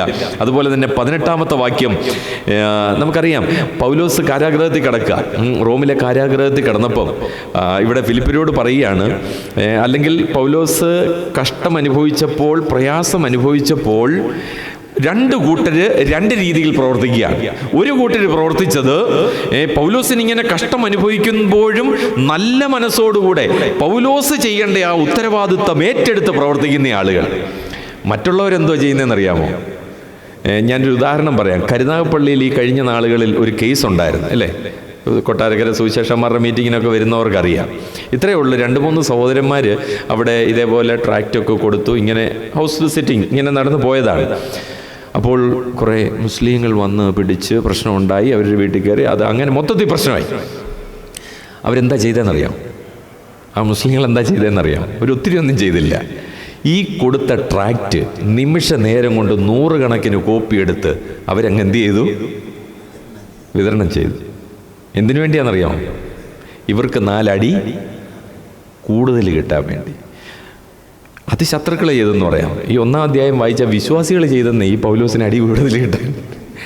എന്നാലും വിശ്വാസികൾ ചെയ്തെന്ന്, എനിക്ക് ക്ലേശം വരുത്തുവാൻ, എനിക്ക് കഷ്ടം കൂടുതൽ വരുത്താൻ. ആ കൂട്ടത്തിലാണോ നമ്മൾ? ഇരിക്കട്ടെ, അവൻ 2 അടി, അവനിത് അത്യാവശ്യമായി. താമസിച്ചു പോയതിൽ ഞാൻ ഖേദിക്കുന്നു. ചിലർ അങ്ങനെയൊക്കെ പറയാറുണ്ട്. അത് വരാൻ താമസിച്ചു പോയതിൽ ഞാൻ ഖേദിക്കുന്നു. ഇതൊന്നും നമ്മുടെ കർത്താവിൻ്റെ സ്വഭാവമല്ല.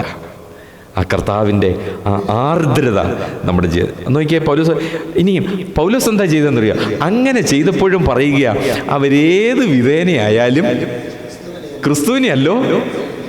അടി എനിക്ക് 2 എണ്ണം കൂടുതൽ കിട്ടിയാലും കുഴപ്പമില്ല, ആ ട്രാക്റ്റ് 2 എടുത്ത് പോവട്ടെ. നമുക്ക് സന്തോഷിക്കാൻ പറ്റുമോ? അങ്ങനെ നമുക്ക് സന്തോഷിക്കാൻ പറ്റുമോ? ആ കർത്താവിൻ്റെ ആ സ്നേഹം അത് പൗലോസിലുണ്ടായിരുന്നേ. അതാണ് അത്രയധികം സ്ഥലം സഭകൾ സ്ഥാപിക്കാനിടയായി. ഇത്രയും ലേഖനങ്ങൾ എഴുതുമ്പോൾ ഇനിയും പോട്ടെ, ഈ വിശ്വാസികളൊക്കെ അങ്ങ് സഹിച്ച് കേട്ടെന്ന് പറയാം. പത്രോസ് പോലും പറയുക, നമുക്ക് ഗ്രഹിപ്പാൻ പ്രയാസമായ ചിലത് അവൻ്റെ ലേഖനത്തിൽ. നമ്മളായിരുന്നു പത്രോസെങ്കിൽ ഈ പൗലോസിൻ്റെ ലേഖനം വല്ലതും വായിക്കൂ?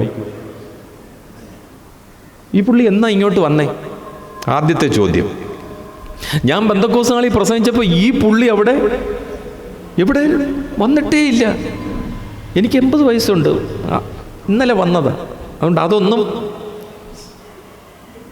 പക്ഷേ ആ ലേഖനം, പൗലോസിൻ്റെ ലേഖനങ്ങളെല്ലാം ആര് വായിച്ച്? പത്രോസ് വായിച്ചിട്ട് പറയുക, നമുക്ക് ഗ്രഹിപ്പാൻ പ്രയാസമായ ചിലത്. എന്നിട്ട് പറയുക, നമ്മളാന്നേ പറഞ്ഞേനെ, അത് വായിച്ചാൽ ഒന്നും മനസ്സിലാവത്തുമില്ല. ഇങ്ങനെയൊക്കെ ആണോ വിശ്വാസികൾക്ക്? ഇങ്ങനെയാണോ പ്രസംഗിക്കണ്ടേ എന്നൊക്കെ? പക്ഷെ പുള്ളി പറഞ്ഞ അത് ഘനവും ഊറ്റവുമുള്ളതത്രേ. എത്ര പ്രോത്സാഹനമാണ് കൊടുക്കുന്നതെന്ന് നോക്കിയേ. പത്രോസിൽ ആ സ്വഭാവം വരികയാണ്. ഞങ്ങൾ കണ്ടതും കേട്ടതും എങ്ങനെ ഞങ്ങൾക്ക് പ്രസംഗിക്കാതിരിക്കാൻ പറ്റും? ആ ക്രിസ്തുവിൻ്റെ സ്വഭാവം. അതിനാണ് പത്രോസ് പറഞ്ഞേ, അവൻ്റെ ദിവ്യ സ്വഭാവത്തിന് കൂട്ടാളികളാവുക. അവൻ്റെ ദിവ്യ സ്വഭാവം, അതിലൊന്നാണ് ഈ ആർദ്രത എന്ന് പറയുന്നത്. സമയം തീർന്നു. ചായ ഉണ്ടായിരിക്കുമല്ലോ? നമുക്ക് ഇച്ചിരി പാടാം. ഓക്കെ, 2ാമത്തെ പ്രത്യേകത എന്ന് പറയുന്നത്, ഇനിയുള്ളത് വിശദീകരിക്കുന്നില്ല കേട്ടോ, പെട്ടെന്ന് ഞാൻ അവസാനിപ്പിക്കാം. പറഞ്ഞ സമയത്ത് തന്നെ നിർത്തുന്നതായിരിക്കും. 2-ാം അധ്യായത്തിൻ്റെ 5-ാമത്തെ വാക്യത്തിൽ ഇങ്ങനെയാണ് വായിക്കുന്നത്, ക്രിസ്തുവേശുവിലുള്ള ഭാവം തന്നെ നിങ്ങളിലും ഉണ്ടായിരിക്കട്ടെ. ഈ 2-ാം അധ്യായം ഒരു ഞായറാഴ്ച പോലും വായിക്കാത്ത ഒരു ഞായറാഴ്ചയില്ലായിരിക്കും, ഇല്ലയോ? ഈ 2-ാം അധ്യായമേ ദൈവരൂപത്തിലിരിക്കെ ദൈവത്തോടുള്ള സമത്വം മുറുകെ, ഇതങ്ങ് കർത്താവിന് സ്തോത്രം ചെയ്യാനുള്ള ചില വാചകങ്ങളായിട്ട് മാറി. പൗലോസ് എഴുതി അതിനു വേണ്ടിയല്ല. ക്രിസ്തുവേശുവിലുള്ള ഭാവം നിങ്ങളിൽ, ക്രിസ്തുയേശുവിൻ്റെ ഭാവം എങ്ങനെയാ ഉണ്ടാവണ്ടേ എന്നാണ് വിശദീകരിച്ചത്. ദൈവരൂപത്തിൽ ഇരിക്കെ ദൈവത്തോടുള്ള സമത്വം മുറുകെ പിടിച്ചുകൊള്ളണമെന്ന് വിചാരിച്ചില്ലെന്ന്. നമുക്കെങ്ങാണോ ഇച്ചിരി പൊസിഷനോ പദവിയോ ഒന്ന് കിട്ടിക്കഴിഞ്ഞാൽ, ബ്രദറെ, അവരൊന്നും ഇപ്പൊ ഈ പ്രവർത്തനത്തിന് എന്താ കാര്യം? മേളിപ്പോയി, അതിൻ്റെ അങ്ങ് ടോപ്പിലോട്ട് പോയല്ലേ. ദൈവരൂപത്തിലിരിക്കെ നമുക്ക് എത്ര പൊസിഷൻ ലഭിച്ചാലും എത്ര സ്ഥാനം ലഭിച്ചാലും ഇനി താഴെ വരാനുള്ള ഒരു മനസ്സ് നമുക്ക് ഉണ്ടായിരിക്കണം. പൊക്കോ, എവിടെ വരെ വേണേലും പൊക്കോ, പക്ഷേ ഇനി താഴെ ഇരിക്കെ താഴെ വരണം. നമ്മൾ വരും താഴെ എപ്പോഴാ? നാട്ടുകാരെല്ലാം കൂടെ വലിച്ചിറക്കി താഴെ ഇട്ട് കഴിയുമ്പോൾ, ബ്രദറെ ക്ഷമിക്കണം കേട്ടോ, ഇനി വരും, താഴെ വരും. അല്ല, അങ്ങനെ ഒരു അവസരത്തിന് വേണ്ടി നമ്മൾ നോക്കിയിരിക്കരുത്. നമ്മുടെ കർത്താവിന് ദൈവരൂപത്തിലിരിക്കെ ദൈവത്തോടുള്ള സമത്വം മുറുകെ. ഇനിയും അത് കഴിഞ്ഞിട്ട് ആ അധ്യായത്തിൽ ഒത്തിരി കാര്യങ്ങൾ പറയുന്നുണ്ട്. ശാഠ്യത്താലും ദുരഭിമാനത്താലും ഒന്നും. കർത്താവ് ക്രൂശിൽ ഇത്രയും കഷ്ടത എന്തെങ്കിലും ഒരു വാക്ക് മറുത്തെന്തെങ്കിലും കർത്താവ് ഇങ്ങനെ കഷ്ടം അനുഭവിക്കേണ്ട ആവശ്യമുണ്ടോ? പലപ്പോഴും നമ്മൾ നമ്മുടെ സ്ഥലം സഭയിൽ നിന്ന് തന്നെ ഇങ്ങനെയുള്ള പ്രയാസങ്ങളും പ്രശ്നങ്ങളും ഉണ്ടാകുമ്പോൾ വീട്ടിൽ വന്നിരുന്ന് കഥ കടച്ച് മുട്ടുകുത്തി എന്നിട്ട്, എൻ്റെ തമ്പുരാനെ എനിക്ക് ഈ ഗതി പറഞ്ഞിട്ടുണ്ടോ? ഏലിയാവ് പ്രാർത്ഥിച്ച പോലെ, മോശ പ്രാർത്ഥിച്ച പോലെ നെവർ. കർത്താവ് അങ്ങനെയൊന്നും ചെയ്തിട്ടില്ല, പൗലോസും ചെയ്തിട്ടില്ല. കാരണം കർത്താവിൻ്റെ ആ ആർദ്രതയും ആ ഭാവവും ആ മനസ്സും പൗലോസിലുണ്ടായിരുന്നു. നമ്മളിലേക്കും വരും പ്രിയമുള്ളവർ, നമുക്ക് കൊണ്ടുവരാൻ പറ്റും. നമ്മളൊന്ന് ശ്രമിച്ചു വായിക്കേ. അതിനുവേണ്ടിയാണ് ദൈവം നമ്മളെ തകർക്കുന്നേ, അതിനുവേണ്ടിയാണ് ദൈവം നമ്മളെ തകർക്കുന്നേ. എന്നെ തകർത്തു. എനിക്കത് തിരിച്ചറിയാൻ വൈകിപ്പോയി. ഞാൻ ആ കർത്താവിൻ്റെ ആ നല്ല ഗുണങ്ങൾ, നല്ല സ്വഭാവം നമ്മളിലേക്കുണ്ടാകാൻ അത് മുഖാന്തരമായിട്ട് തീരും എന്നുള്ളതിന് യാതൊരു സംശയവുമില്ല. അവിടെ പറയുകയാണ്, നീ മറ്റുള്ളവനെ ശ്രേഷ്ഠനായിട്ട്. ചിലരൊക്കെ ഉണ്ട്, എൻ്റെ സഭയിൽ തന്നെ ഉണ്ട് കേട്ടോ, ഈ വചനമൊക്കെ ശുശ്രൂഷിക്കുമ്പോൾ ഇന്ന ആളായി എഴുന്നേൽക്കുമ്പോഴേ അന്നേരെ അങ്ങ് ഞാൻ അങ്ങനെയൊക്കെയുണ്ട്. ഞാൻ പിന്നെ എൻ്റെ അടുത്ത കാര്യം പറയും, ഇവിടുത്തെ ഒന്നും അല്ല കേട്ടോ, അവിടുത്തെ ഒരു സഹോദരന് പ്രസംഗിക്കാൻ ഇങ്ങോട്ട് ഇന്നും 1-ാം സങ്കീർത്തനമാണെങ്കിൽ വേണ്ടാന്ന്. എന്തോ ചെയ്യാനാന്ന്. ഇനി ചിലരുണ്ട് അങ്ങോട്ട് പുള്ളി രാവിലത്തെ മെഡിറ്റേഷൻ്റെ ബാക്കി ഇവിടെ വന്നിരുന്ന ദിനവൃത്താന്തം 2:6 ഈ പുള്ളിയോടായിരിക്കും അവസാനം പ്രാർത്ഥിക്കാനും പറയുന്നത്. എന്ത് മനോഹരമായിട്ട് ചെന്ന് ഇന്ന് പ്രാർത്ഥിക്കുമെന്നറിയാം. നമ്മുടെയൊക്കെ സ്വഭാവമേ കപടഭക്തരെ പോലെയായി. നമ്മളൊക്കെ കപടഭക്തരെ പോലെയായി മാറി. ശാഠ്യത്താലോ ദുരഭിമാനത്താലോ ഒന്നും ചെയ്യരുത്. മറ്റുള്ളവരെ ശ്രേഷ്ഠരായിട്ട് എണ്ണാനായിട്ട് നമുക്ക് കഴിയണം. പിന്നെ മറ്റുള്ളവൻ്റെ ഗുണം കൂടെ നമ്മൾ നോക്കണം. ഇതെല്ലാം പൗലോസ് പറഞ്ഞിരിക്കുന്ന കാര്യങ്ങളാണ്. മുറുകെ പിടിക്കണമെന്ന് പലപ്പോഴും പൗലോസ് പറഞ്ഞിട്ടുണ്ട്. ഇവിടെ പറയാം മുറുകെ പിടിക്കരുതെന്ന്. നല്ലച്ചു നോക്കിയേ. അപ്പോൾ ആ സ്വഭാവത്തിൻ്റെ ആ ഒരു പ്രത്യേകതകളാണ്. അങ്ങനെ ഒത്തിരി കാര്യങ്ങൾ. ഇനി ആ അധ്യായത്തിൻ്റെ ഏറ്റവും ഒടുവിൽ പറയുകയാണ്, നിങ്ങളുടെ വിശ്വാസമെന്ന യാഗമർപ്പിക്കുന്ന ശുശ്രൂഷയിൽ എൻ്റെ രക്തം ഒഴിക്കേണ്ടി വന്നാലും ഞാൻ സന്തോഷിക്കുമെന്ന്. ഇതാരുടെ സ്വഭാവമാണ്? കർത്താവിൻ്റെ സ്വഭാവമാണ്. ഇനിയും ഞാൻ മനസ്സിലാക്കുന്നത് ഫിലിപ്പിയിലെ ആദ്യത്തെ സ്നാനം ഓർമ്മയുണ്ടല്ലോ അല്ലേ? ഫിലിപ്പി സഭയിലെ ആദ്യത്തെ സ്നാനം എന്നാ? പകലോ രാത്രിയിലോ? രാത്രി. ആ രാത്രിയിൽ തന്നെ പകലത്തെ ആ പ്രശ്നം നമ്മളൊന്ന് മനസ്സിൽ കാണും. അവരെ വലിച്ചഴച്ച്, നഗരത്തിലൂടെ വലിച്ചഴച്ച് ദേഹമാസകല മുറിവുകളായിട്ട് അവരെ തടവിലിട്ട് കാലാമത്തിലിട്ട് പൂട്ടി അവിടെ അവർ പ്രാർത്ഥിച്ച് പാടി ദൈവത്തെ സ്തുതിച്ച് ഭൂകമ്പം ഉണ്ടായി, അവർ രക്ഷിക്കപ്പെടാനിടയായി. ആ രാത്രിയിൽ തന്നെ നമ്മളായിരുന്നെങ്കിലോ ഒരാഴ്ചയെങ്കിലും ഈ മുറിവൊക്കെ ഒന്ന്, ഞാൻ മനസ്സിലാക്കുന്നത് സ്നാനപ്പെട്ട് കഴിഞ്ഞപ്പോൾ ആ കുളം അല്ലെങ്കിൽ ആ വെള്ളം മൊത്തം രക്തമായി കാണുമെന്നേ. വെറുതെ പറഞ്ഞൊന്നുമല്ല പൗലോസ്. നിങ്ങളുടെ വിശ്വാസമെന്ന യാഗമർപ്പിക്കുന്ന ശുശ്രൂഷയിൽ എൻ്റെ രക്തമൊഴിക്കേണ്ടി വന്നാലും ഞാൻ സന്തോഷിക്കുമെന്ന് പറഞ്ഞതിൻ്റെ കാരണം ഇനി 1-ാം അധ്യായത്തിൽ പറയുന്നുണ്ട്, എനിക്ക് വന്ന അതേ കഷ്ടത നിങ്ങൾക്കിപ്പോൾ ഉണ്ട്. അവരെങ്ങനെ അവർ സഹിച്ചു എന്നുള്ളതാണ്. അതുകൊണ്ടാണ് പറഞ്ഞേ, വിശ്വസിപ്പാൻ മാത്രമല്ല അവന് വേണ്ടി കഷ്ടം അനുഭവിപ്പാനും കൂടെ വരം തന്നിരിക്കുന്നു. മറുപുറപ്പോ അല്ലെങ്കിൽ പെറുപെറുക്കാതെ മറുതലിക്കാതെ അത് സഹിക്കാൻ നമുക്ക് കൃപ നൽകട്ടെ. 3-ാം അധ്യായത്തിൻ്റെ 2-ാം അധ്യായത്തിൽ 1-ാമത്തെ അധ്യായത്തിൽ ക്രിസ്തു പൗലോസിൻ്റെ ആരായിരുന്നു?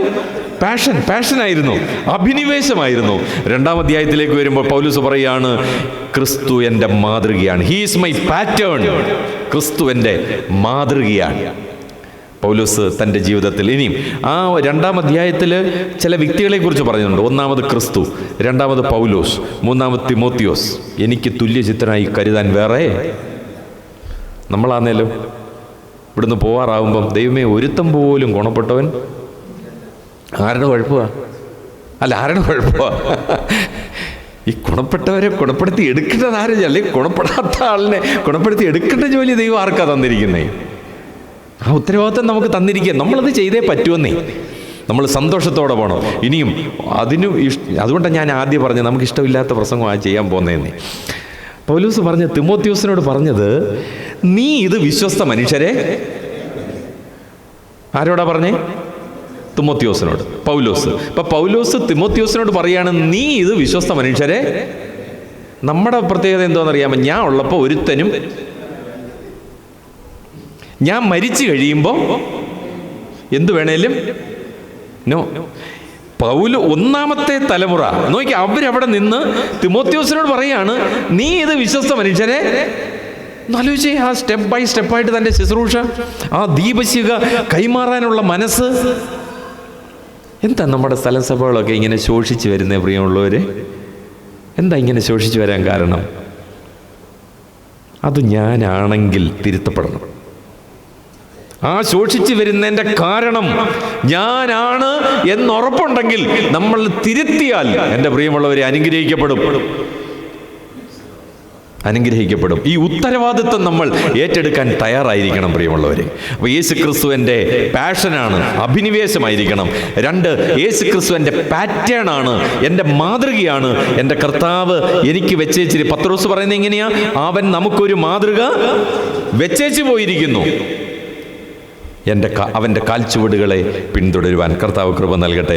3-ാമത്തെ അധ്യായത്തിലേക്ക് വരുമ്പോൾ 3-ാം അധ്യായം 11-ാമത്തെ വാക്യമാണ്, പിമ്പിലുള്ളത് മറന്നും മുമ്പിലുള്ളതിന് ആഞ്ഞും കൊണ്ട്, മുമ്പിലുള്ളതിന് ആഞ്ഞും കൊണ്ട് ഞാൻ ഒരുകയാണ്. Christ is my prize. ക്രിസ്തു എൻ്റെ വിരുദാണ്. അവനെ ഞാൻ ഇതുവരെ നേടിയിട്ടില്ല. നേടാമോ? ക്രിസ്തുവിനെ നേടാമോ? പിടിക്കാമോ? ഒന്ന് ആലോചിച്ച് നോക്കിയേ. പൗലോസിൻ്റെ ആ ഒരു എല്ലാ കാര്യങ്ങൾ ഒടുവിൽ തിമോത്തിയോസിന് 2-ാമത്തെ ലേഖനം എഴുതി താൻ ഈ ഭൂമിയിൽ നിന്ന് മാറ്റപ്പെടാനായിട്ട് പോവുക. താൻ തിമോത്തിയോസിനോട് പറയുക, നീ വരുമ്പോൾ വേഗത്തിൽ എൻ്റെ അടുക്ക വരണം. നീ വരുമ്പോൾ 3 ഐറ്റം കൊണ്ടുവരണം. എന്തൊക്കെയാ? 1, പുതപ്പ്. ഇനി വലിയ തണുപ്പ് വരാൻ പോവുക. ഈ കാരാഗ്രഹത്തിൽ ഒന്ന് പുതച്ച് കിടക്കാൻ പുതപ്പ്, ബ്ലാങ്കറ്റ് അതുപോലും എടുക്കാൻ മറന്നുപോയി ഇല്ലേ? പുതപ്പ്. 2-ാമത്തെ പുസ്തകങ്ങൾ.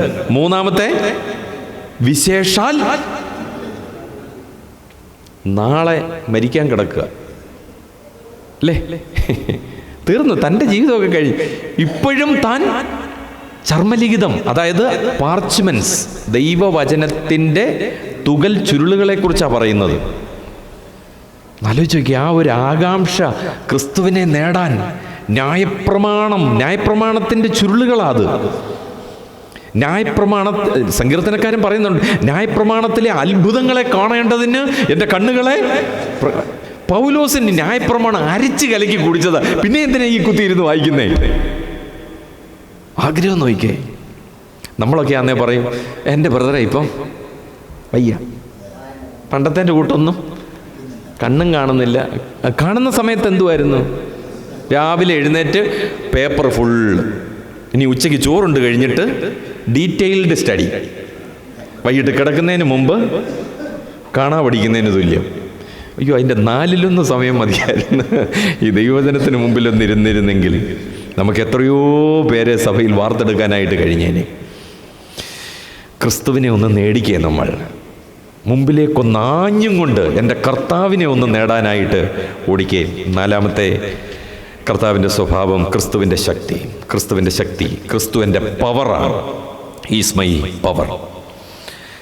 അതിൽ 1-മത്തെ കാര്യം കർത്താവിൻ്റെ സാന്നിധ്യം. കർത്താവിൽ നിലനിൽക്കണം, കർത്താവിൽ സന്തോഷിക്കണം എന്ന് പറഞ്ഞാൽ കർത്താവിനെ വിട്ട് നമ്മൾ പോകരുത്, കർത്താവിനെ വിട്ടു പോകരുത്. ഇനിയും അത് മാത്രമല്ല, കർത്താവ് എന്നെ വിട്ടു പോകാനും ഇട കൊടുക്കരുത്. കർത്താവ് നമ്മളെ വിട്ടു പോകും. എത്ര ദൂരം പോകും?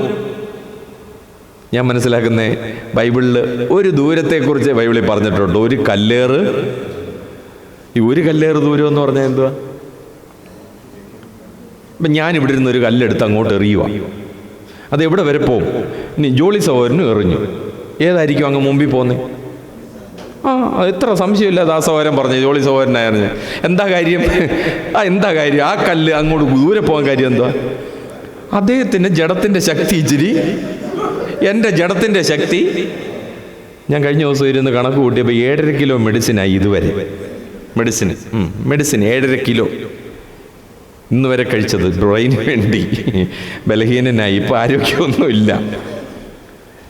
ഈ ഒരു കല്ലേറ് ദൂരം എന്ന് പറഞ്ഞാൽ എൻ്റെ ജഡത്തിൻ്റെ ദൂരം, ശക്തി. അതിൻ്റെ അത്രയും കർത്താവ് ദൂരെ പോകും. നമ്മുടെ ഓരോരുത്തരുടെയും ജഡത്തിൻ്റെ ശക്തി ഒന്ന് കുറച്ചാൽ എൻ്റെ കർത്താവ് എൻ്റെ അടുത്തിരിക്കും. പത്രോസിനോട് ഒരു നാഴിക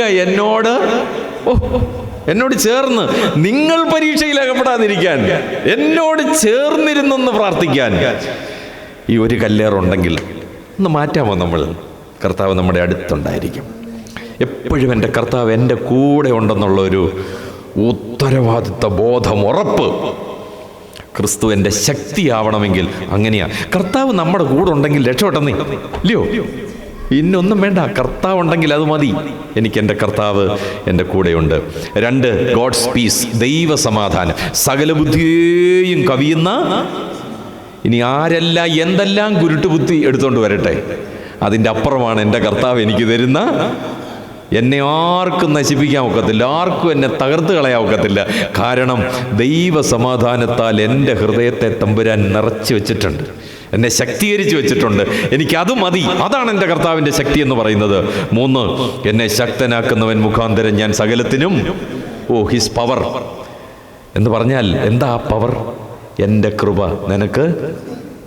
കൃപ നിനക്ക് മതി. സഹിക്കാൻ പറ്റുന്ന ഒരു കൃപയുണ്ടല്ലോ, അതാ വേണ്ടത്. പ്രതികരിക്കാനുള്ള ശക്തിയല്ല. നമ്മളൊക്കെ ചിലപ്പം പാവപ്പെട്ടവരായിരിക്കും. പാവപ്പെട്ടവരെന്ന് ഞാൻ ഉദ്ദേശിച്ചത് പണത്തിൻ്റെ കാര്യത്തിലല്ല. നമ്മൾ സ്വഭാവത്തിൽ പാവപ്പെട്ടവരാണ് സുവിശേഷന്മാർ. നമ്മൾ പാവപ്പെട്ടവരായി ഇങ്ങനെ ക്ഷമിച്ച് വീട്ടിൽ ചെന്ന് കഴിഞ്ഞാൽ ചിലപ്പം പുള്ളിക്കാരി, എന്നാലും നിങ്ങൾ മിണ്ടാതിങ്ങ്. ചിലപ്പോൾ ഇച്ചിരി ജഡത്തിൻ്റെ ശക്തി അവിടെ കൂടുതലായിരിക്കും. കുഴപ്പമില്ല, ദൈവസമാധാനം നമ്മുടെ ഹൃദയത്തിൽ വാഴണം. ദൈവസമാധാനം, അതിനെ നമ്മൾ റെസിസ്റ്റ് ചെയ്യാനായിട്ട് നമ്മൾ എന്ത് ചെയ്യണം? ശക്തരായിരിക്കണം. അത് കഴിഞ്ഞിട്ട് പറയുകയാണ്, എൻ്റെ ദൈവമോ നിങ്ങളുടെ ബുദ്ധിമുട്ടൊക്കെയും തൻ്റെ ധനത്തിനൊത്തവണ്ണം തൻ്റെ മഹത്വത്തോടെ പൂർണ്ണമായിട്ട് തീർത്ത്. ദൈവത്തിന് സ്തോത്രം. നമ്മൾ ഇതിനു വേണ്ടി ഒന്നും ശ്രമിക്കണ്ട. ഞാൻ എൻ്റെ അനുഭവം പറയാം, ധൈര്യത്തോടെ പറയുകയാണ്, ഉള്ള അവസ്ഥയിലും. ഇനിയും പൗലോസ് അവിടെ പറയുന്നത് ഒരു വാക്കുകൂടെ പറഞ്ഞ് ഞാനങ്ങ് അവസാനിപ്പിക്കാം. ഇനി നിങ്ങൾ അയക്കല്ലേ. എന്നാലോചിച്ചേ, നമ്മളായിരുന്നല്ലോ. ഇനി ആരെങ്കിലും ആ സഹോദരന് കൊടുത്ത മതിയെന്ന് പറഞ്ഞിട്ടുണ്ടാവും, ബോംബ് വെച്ച് ആ സഹോദരനെ കൊല്ലും. പൗലോസ് പറയാ, എനിക്കിപ്പം ഞാൻ കാരാഗൃഹത്തിൽ കിടക്കുക, എനിക്ക് ആവശ്യമായതെല്ലാം ഇനി അയക്കല്ലേ എനിക്ക്. ഓ, അലംഭാവത്തോടുകൂടിയ ദൈവഭക്തി വലുതായ ആദായം. എൻ്റെ കർത്താവ് എനിക്ക് തരുന്നതിൽ തൃപ്തിപ്പെടാൻ, അത് എന്തോ പൈസ ആയിക്കൊള്ളട്ടെ, നമ്മുടെ സഭയായിക്കൊള്ളട്ടെ, എന്ത് കാര്യമായിരുന്നാലും എൻ്റെ കർത്താവ് എനിക്ക് തരുന്നത് എനിക്ക് മതി. അതാണ് എൻ്റെ കർത്താവിൻ്റെ സ്വഭാവം. അപ്പം യേശുക്രിസ്തുവിൻ്റെ ആർദ്രത, യേശുക്രിസ്തുവിൻ്റെ മനസ്സ്, യേശുക്രിസ്തുവിൻ്റെ മൂന്നാമത്തെ കാര്യം എന്തുവായിരുന്നു? കഷ്ടത. യേശുക്രിസ്തുവിൻ്റെ കഷ്ടത. 4-ാമത്തെ അധ്യായത്തിൽ യേശുക്രിസ്തുവിൻ്റെ പവർ, യേശുക്രിസ്തുവിൻ്റെ ശക്തി. ഈ വചനങ്ങളാൽ കർത്താവ് നമ്മളെ അനുഗ്രഹിക്കട്ടെ.